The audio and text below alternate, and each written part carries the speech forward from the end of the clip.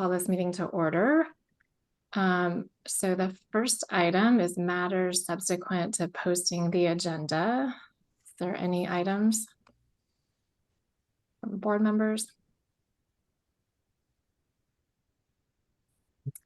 Okay, so we're, sorry, I didn't hear that. No.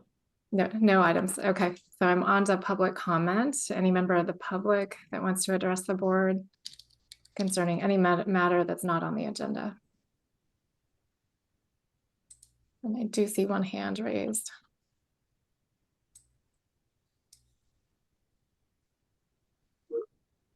Terrific. Can you hear me? We can. Yep, go ahead. So this is Tim Frank, and I'm representing the Workforce and Environmental Justice Alliance. And I just wanted to report that we've been working very productively with a number of your members on updating policies with regard to environmental justice and labor standards with what we think are best practices that help de-risk the industry. And that's an ongoing project, and we're very, very pleased with the collaboration that we've found from your members. So I just wanted to thank you for that. Great. It's always great to hear. Okay, any other member of the public wanting to comment on any matter that's not on the agenda? Okay, then I will move on to item 5, which is our consent agenda. Any questions on that or motions? I'll move. Great. Great. I think we have a motion and a second, so we can vote. For the board's information today, we obviously have some delegates and alternates, and also some of the alternates are not at their established locations. So I'm going to, which doesn't affect us at all today. We have no action items, so we're perfectly fine. But I'm going to be calling a subset of the board members today, not the entire role. Great. Thank you, Tony. Ava Community Energy. Yes. I just saw a bunch of people come back up. Hold on a moment while I get my bearings as to say who's on the call and who's not. Yeah, no problem. Welcome. Peninsula Clean, and we're voting on the consent agenda. Yes. Redwood Coast Energy Authority. Yes. San Jose Clean Energy. Yes. Silicon Valley Clean Energy. Yes. Sonoma Clean Power. Yes. Valley Clean Energy. Yes. Consent agenda is approved. Great. So we are on to our regular agenda. So I'll go to item 6A, and I think we have a couple slides that I'll talk through. Put those up.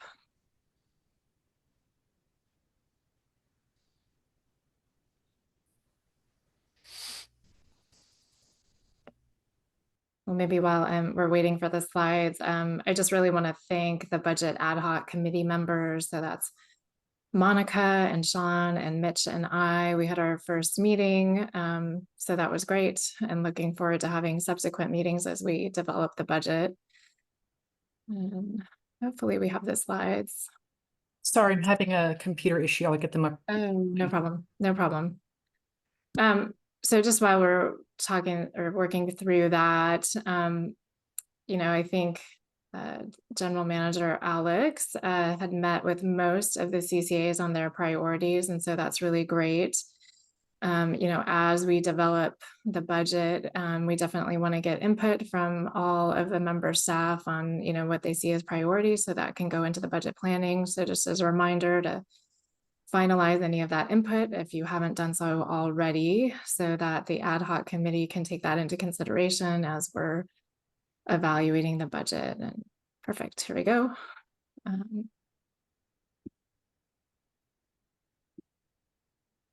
Okay, perfect. And so just as a reminder on where we are on the timeline, we're trying to do this earlier so that it better aligns with what members need to get their governing body approval as well. So right now we're in that finalizing of the work plan. So really important to get that feedback in. And then that will feed into the ad hoc committee, our recommendations, which we will bring forward likely at the end of April or early May, so that people have plenty of time to bring that forward to their governing body. So we can go to the next slide. So yeah, just as a reminder, what we're working off of is the board approved strategic plan, which was approved back in 2022, where the board directed to bring our projects online as one of our main priorities, and then as well as to grow the organization's capabilities. And finally, the board directed CC Power to achieve more value through cost savings of joint action, service offerings, and retain our cafeteria menu model. So that's what we're working off of, but definitely want to get all of the members' feedback. So please provide that.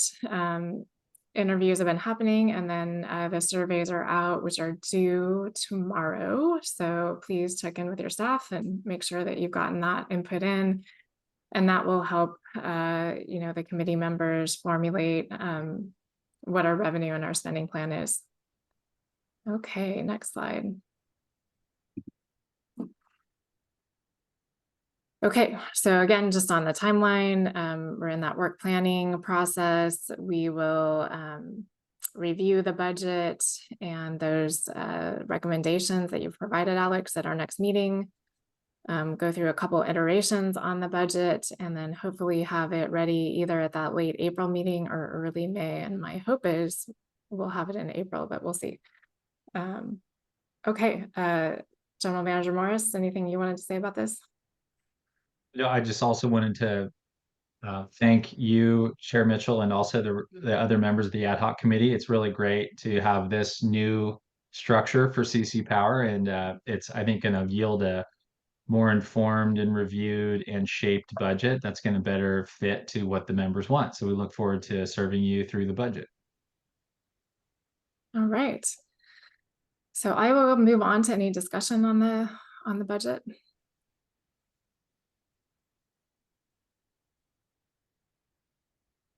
Anyone? I'm not seeing anyone. Any questions on that? Okay, so we will go to public comment. Any member of the public wanting to comment on this item?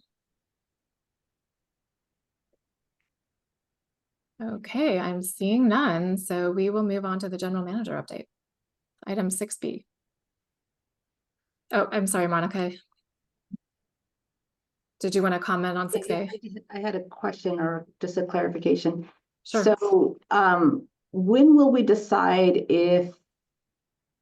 when this board will approve the budget between 421 and 59?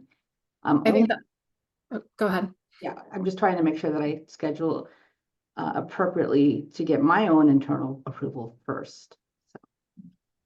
I think that's something that the ad hoc committee will discuss, over the next couple of weeks. So I think if we can do it sooner, that's great. I've heard that feedback from some members that the earlier is better, but if we get feedback that it needs to be later, I'm open to that as well. All right, but like the latest that we could approve this budget would be June, essentially, because July starts a new budget. But we want to go before June.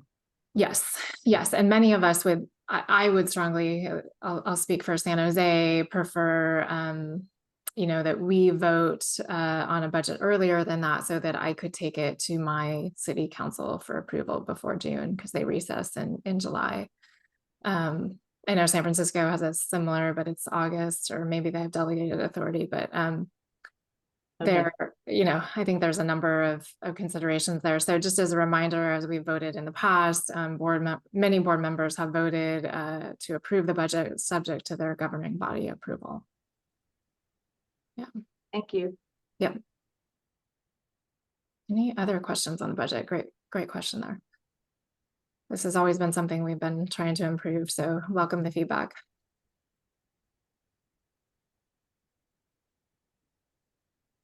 Okay, now we're on that. So I will move on to item 6B, the general manager update. Thank you, Chair Mitchell. And hello, board members. I look forward to this chance to update you on an array of items and also to help you understand what's coming down the pike. So my plan would be to go through these updates, and then I'd welcome any questions and discussion.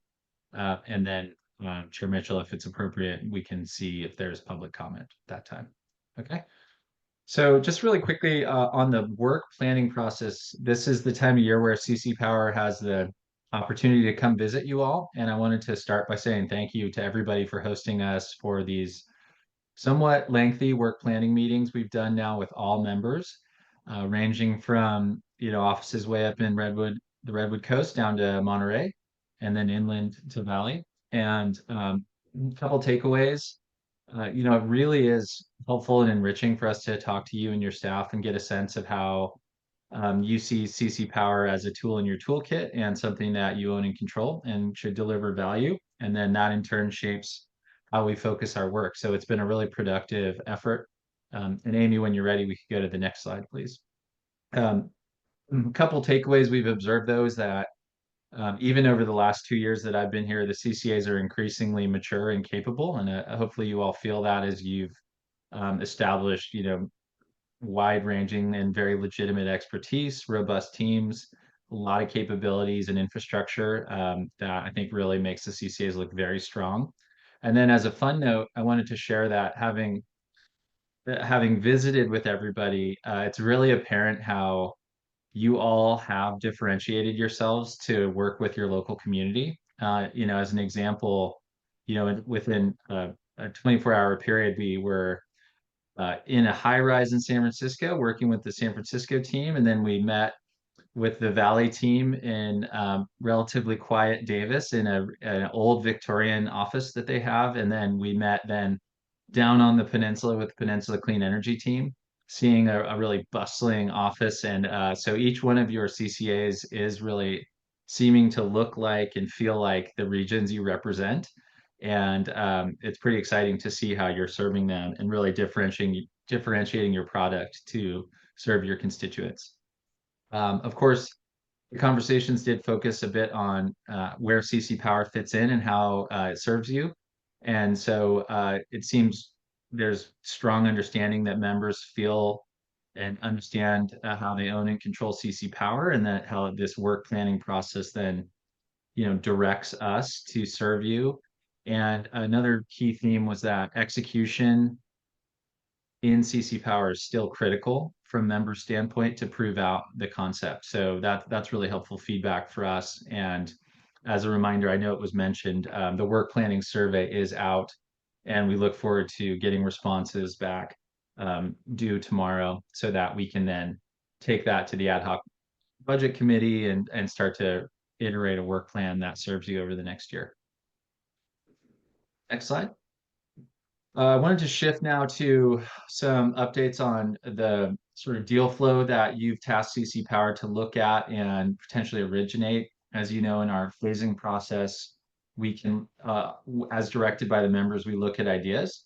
And then when the time is right or the idea is ripe, we have these go, no go decisions. So only members who are interested participate and pay in the go forward part of it. And we do have a lot of phase one work that is maturing, and we're potentially approaching some phase two decisions that will come up, and I'll give you a snapshot of that in a moment. As you all well know, though, some of the executive orders and tariffs at the federal level have been showing up in our space, particularly on the energy contracting side. Some of the projects that we had been looking at on behalf of members was how and if and what types of wind projects might be helpful or a good fit for members' portfolios. And we've also been looking at other projects. And so specifically, some examples of what we've seen is that an executive order on federal permitting and right-of-ways for wind has caused some projects, particularly out-of-state ones, to be slowed down or maybe delayed and may have some permitting issues. We also know that on the offshore wind side, at the federal level, a lot of projects are potentially having their permits reviewed. And so we know that generally, this is going to affect wind, whether it's onshore or offshore, the supply chain and project timelines. And then also on other areas, we're seeing how the tariffs are showing up. As you recall, the tariffs of which may change of 31% on Chinese goods and 25% on steel and aluminum is naturally going to flow through and affect some of the pricing that we get. So we have been asking suppliers for pricing refreshes. To give you a feel for the effect, as though for a lithium ion storage project, we may be seeing prices increase by around 20%, as an example, and could come from both the Chinese good tariff side or effects of U.S. goods matching Chinese price good costs, and then also on the steel and aluminum tariffs. So I would say it's causing us to really need to refresh a lot of our pricing, and then that in turn will inform the decision calculus of the members on whether they're interested or not in various projects. A couple examples come up in the next slide. Well, actually, a positive example I wanted to just speak to is that our Tumbleweed Energy Storage Project, which is already an executed contract, um, has been achieved some important milestones in its development. So this project that the board amended last year um, anticipated some tariff concerns, and so worked really aggressively to get storage batteries through customs. And those batteries are in customs, and so the price for this project is now fixed, and we've signed a letter agreement confirming that price. And so these batteries are through customs and processed, and we're now really into the kind of final phase of development where they're trying to fund everything. We were going to consent to collateral assignments, and we also are making sure the layers of credit are updated. And we're doing some updates on the expiry and bank holders of the letters of credit, but that's underway. So a lot of good work happening with Tumbleweed, which is now on pace, we're still on pace to be COD next April 2026. And then we can jump to some other projects we've been looking at. On the phase one side, we've been looking at with the resource planning working group a bunch of topics, specifically where joint action makes sense. And so one of those was under the idea of members may want to have technology diversity in their portfolios, and CC Power might be a fit for members for that. And so we have signed an MOU with a pump hydroelectric storage project. And Amy, this is on the next slide. And the MOU in many ways helps us with information sharing, but is not a contract in terms of a PPA in any way. And so what we want to do for this one is we want to, now that we have the MOU, we're going to bring members together and we're going to have a briefing on this project so members can further understand it before there would be any consideration of a phase two to negotiate or support the project. So that's what's coming up on the GreenGen Storage 400 megawatt pumped hydro project. And then also on the Cotomo project, this is a 60 megawatt floating offshore wind project, but it's in California state waters. And so this project, which we have an MOU with, has been looking at finalizing its state level permitting path. As we discussed, federal permitting for offshore wind is a challenging environment right now. But the Cotomo project is unique in that it is looking at a state level permitting path. This is very relevant to some members, and CC Power's board also directed that we continue to look at these types of projects on behalf of members. So that's what's happening here. And we foresee, getting a little more visibility to the project's viability and then coming back to members with the question of their interest in a phase two. On the next slide, you can see some upcoming estimates of timing. So looking ahead to April and May, and things will shift, but we do see a lot of work coming back to the board. As Lori mentioned, we'll have the strategic work plan and budgets coming back to you.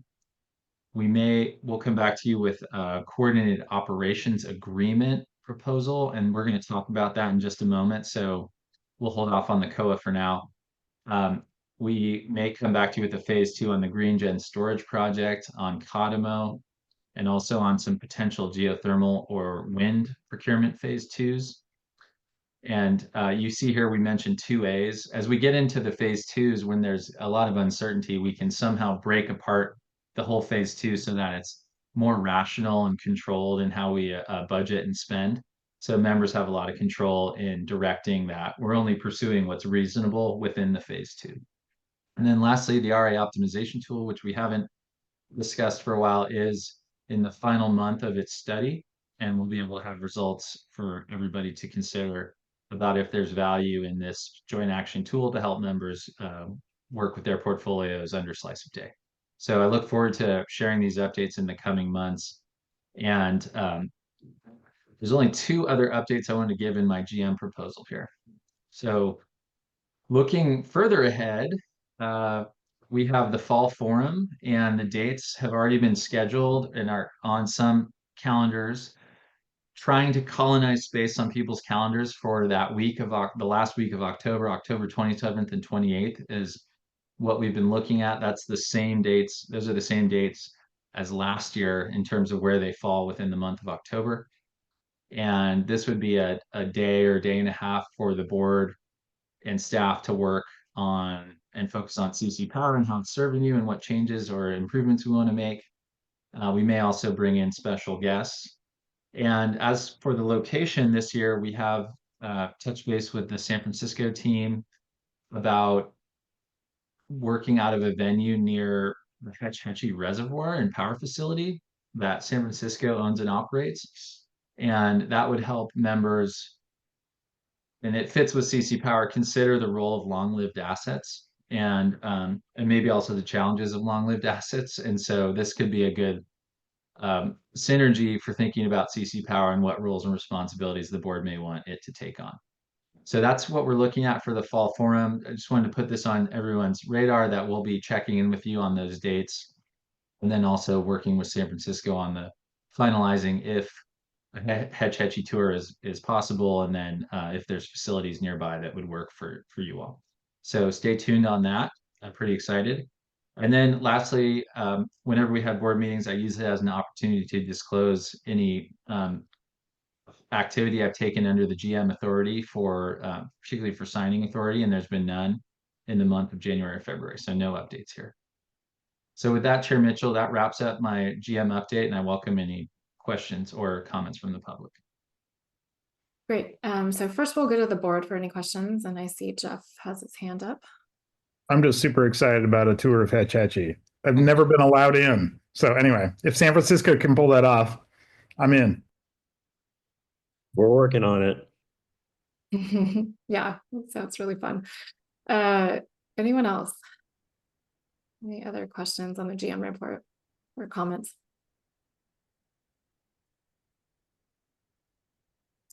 Okay, I will go to the members of the public. Any members of the public have comments on the GM report? You can raise your hand.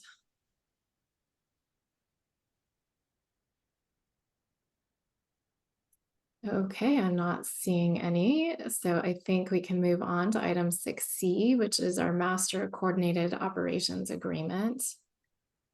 And I'll pass it back to Alex. Thank you, Chair Mitchell, and board members. I appreciate the chance to brief you on this concept of the COA. I want to tee up, though, that this is a technical issue, so we felt it was appropriate to bring this to the board at this point of the process to make sure we're approaching it in a way and to start your journey and thinking about the COA. The good news is that we have been working with a lot of your teams on the COA, and it's important, I think, that we work with them and then also at the board level. And so what I'll do is I'll take you through a couple slides to think about how we're approaching this concept of a coordinated operations agreement, what it is, and historically why we're doing this.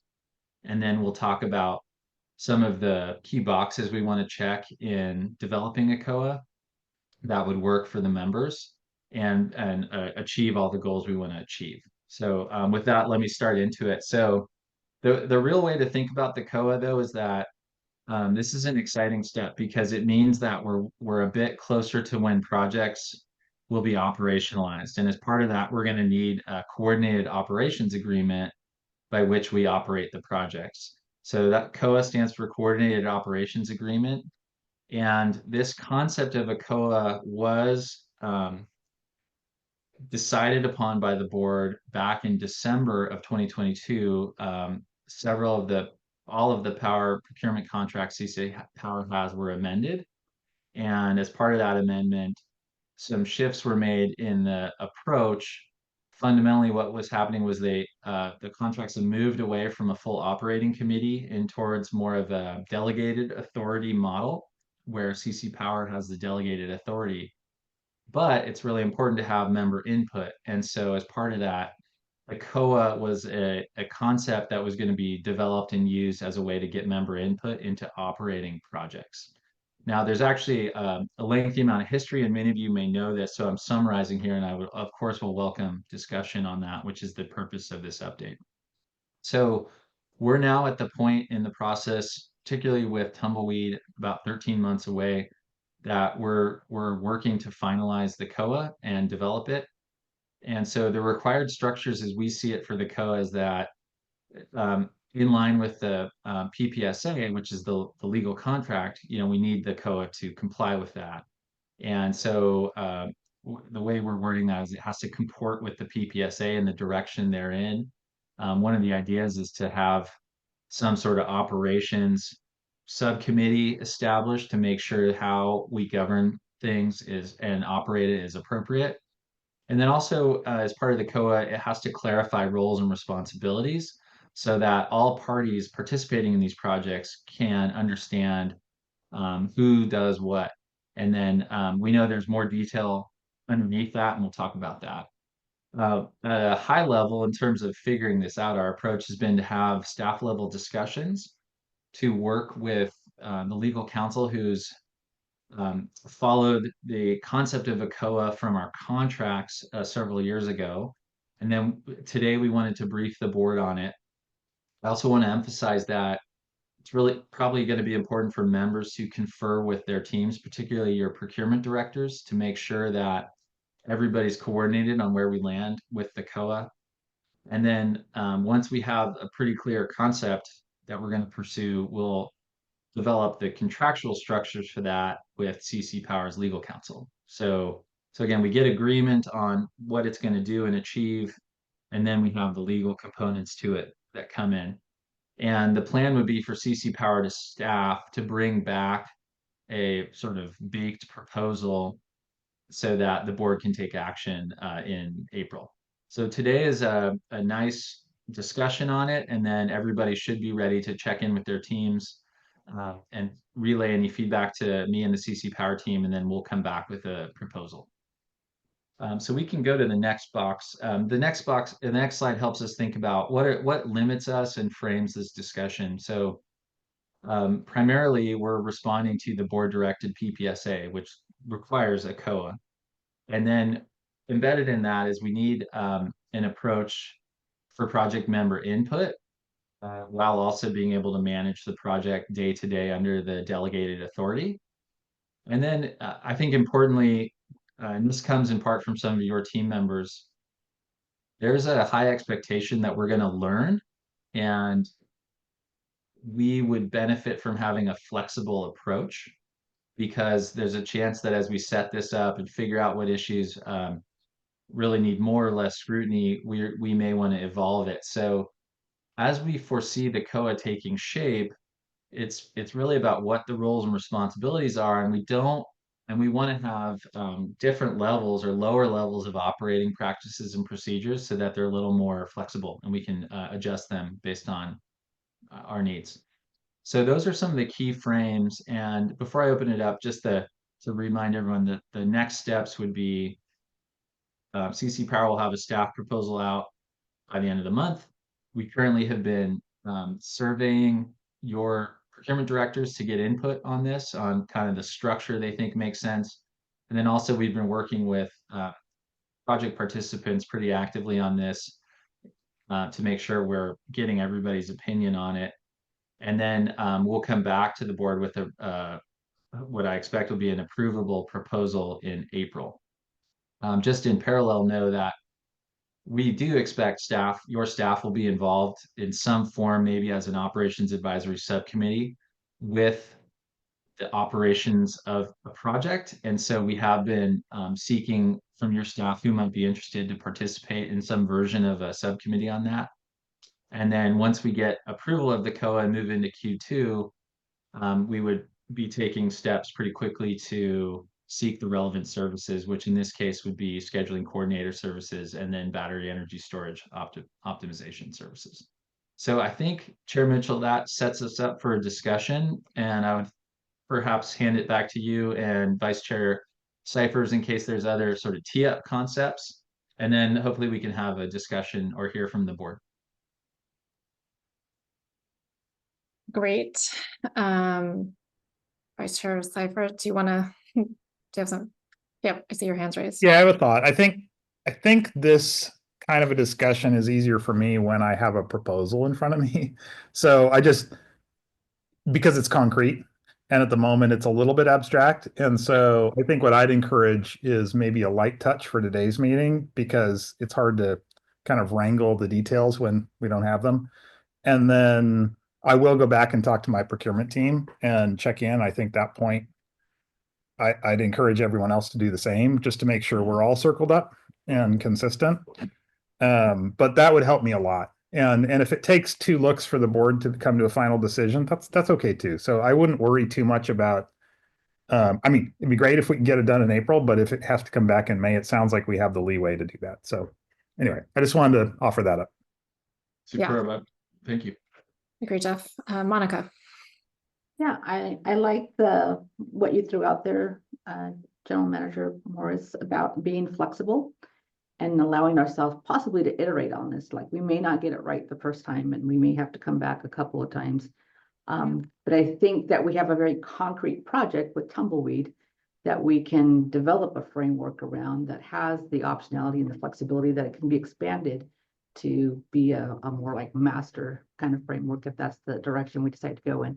But I do appreciate the opportunity to address it more at the staff level, and then hopefully bringing something forward that there's enough consensus from staff that this is what makes sense. And then, yeah, but I appreciate the flexibility here. Thanks. And Director Padilla, I know you have relevant history with these projects too. So, if it's okay, we'll certainly want to check in. We have checked in with your team a lot because we know that we're trying to get a sense of what the thinking was and making sure we're executing in line with what makes sense now. Okay. Director Marshall. Thanks, and do want to also acknowledge your work, General Manager Morris, and your team's work. I did check in with my staff about this, and I know you've had some commentary through the working group as well. And so to catch up a little bit, because this predates my participation on this board, are you guys talking about developing a COA that is kind of brand new, or is it something that is based on previous agreements? And the general feedback from PCE being, keep it simple, rely on previous agreements rather than trying to reinvent the wheel in some new, much more complicated fashion. And so perhaps I haven't been involved in those conversations. So perhaps if you want to if you could let us know the approach you're taking, that'd be great. Sure. So let me try to respond, Director Marshall, and then maybe Philippe Gerritsen and Director of Origination, and also Michael from San Francisco, who's helped sort of in the guts of this a little more, can chime in if they're comfortable with that. So yeah, there's been a lot of interesting discussions, Director Marshall, on sort of how should we approach the COA? Should it be a long legal document or a relatively simple document? How do we make sure it's flexible, particularly on some of the things we know we'll want flexibility on, like day-to-day operational matters?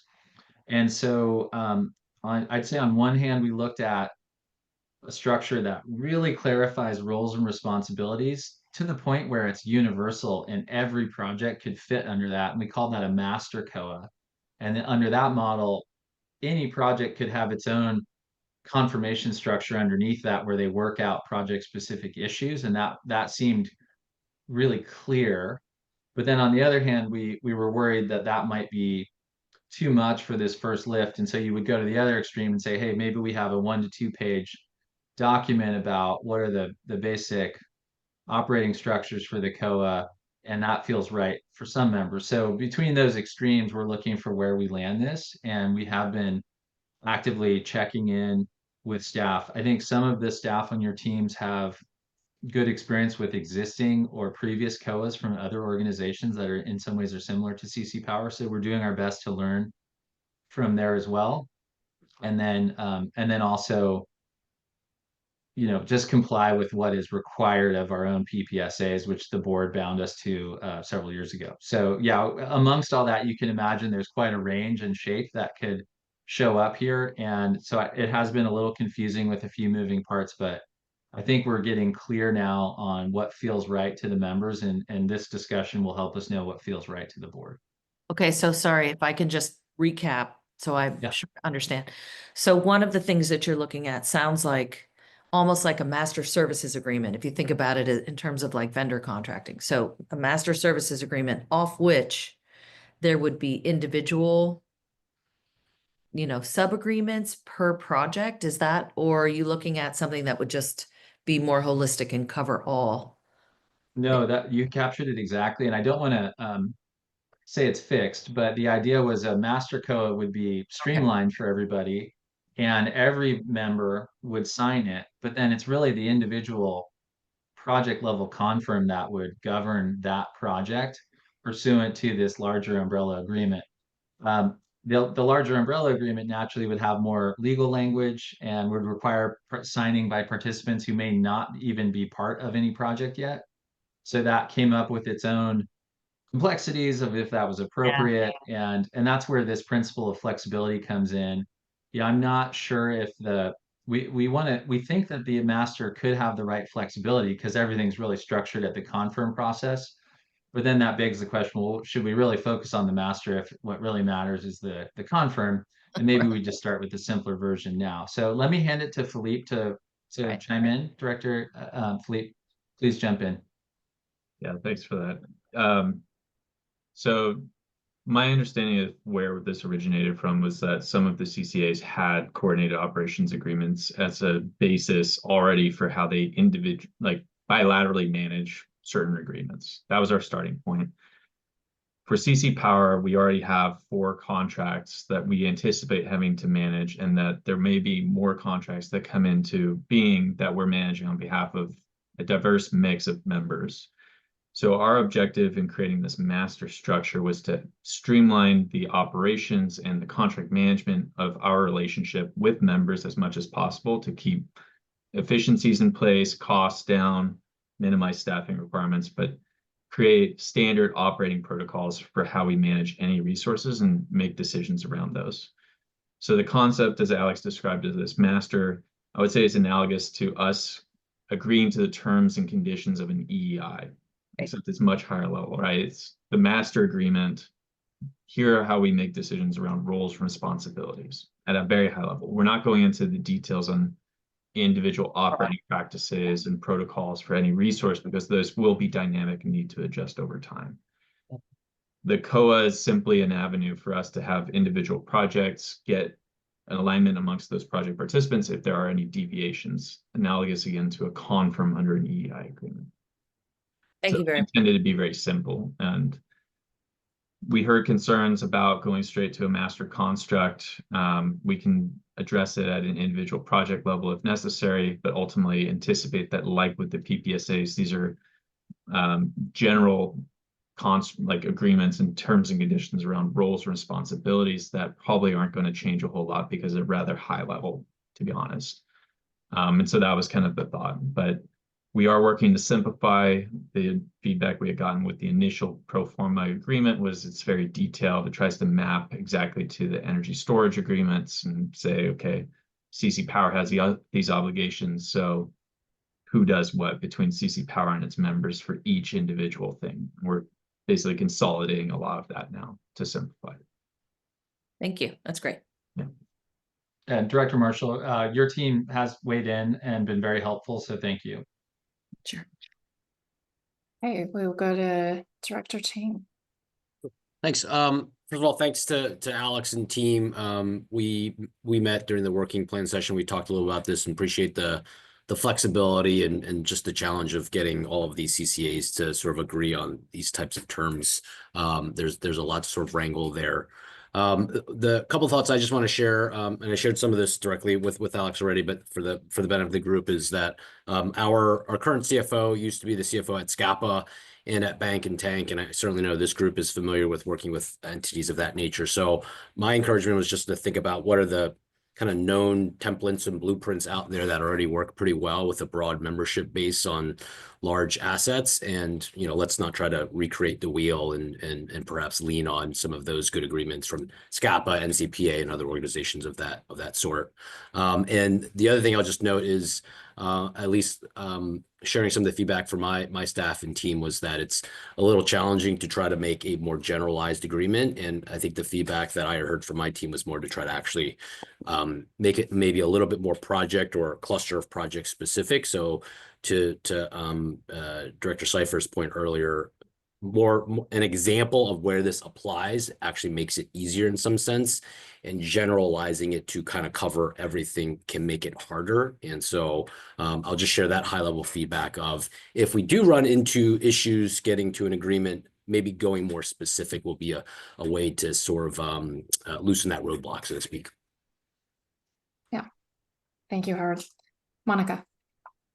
Yeah, just because I was somewhat involved in the original formation of the COA here for CC Power, which we modeled very much after a COA that we created for SBCE and 3CE, because we share something like 13 projects together, and in a lot of cases we're the SC, we're the scheduling coordinator on those projects, and we have to figure out how to come to an agreement on how to operate those. But the one thing that was different with these particular projects, as I understand it, and it's been a while since I've read the PPSAs, my understanding is the PPSA already has a lot of the governance language in it about the relationship between the members who are participating in a project.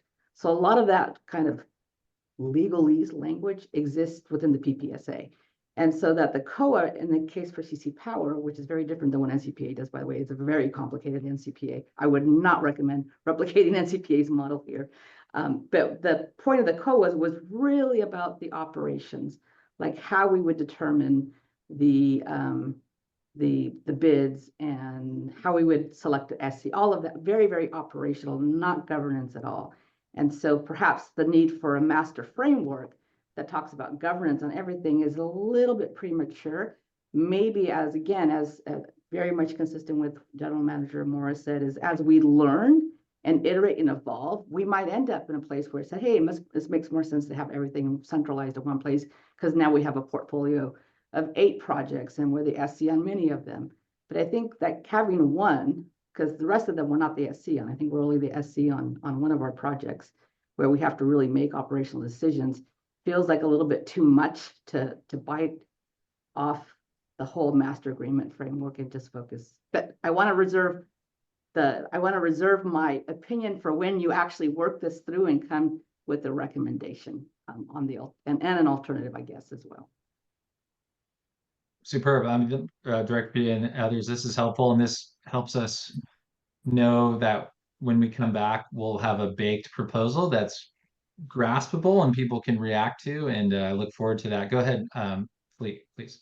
Yeah, thanks. Just one thing I wanted to communicate in response to Director Padilla's comment about the PPSA having much of the legalese and governance structure. I would agree with that. And one potential simplification that we've considered is, do we simply amend the PPSA to include the provisions of the COA within the PPSA to basically fill in those gaps and leverage all of the existing governance structure? But one area that we'll need feedback from staff on is whether that then triggers lengthy approval processes, as opposed to just something that perhaps has already been pre-approved, as far as like creating a template or like a COA that is standalone based upon where we were at when the PPSA amendments were previously approved. Yeah, and so you see how that could work against the iterability goal if we make it too hard to update. So I think this has been a really great discussion. I think what I'm taking away from here is I think there's a lot more work to be done, both at the staff level and then at the officer level. And I think you've gotten some good feedback today.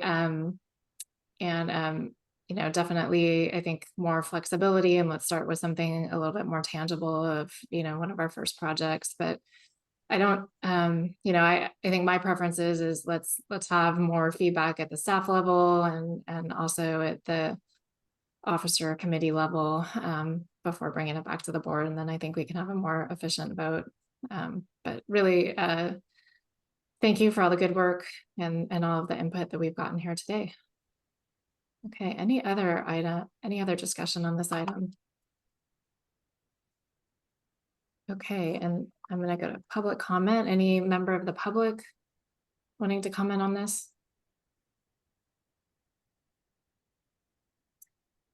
Okay, then we are on to item 7, which is discussion of any individual member items. So any member have an item that's not on the agenda that they want to talk about?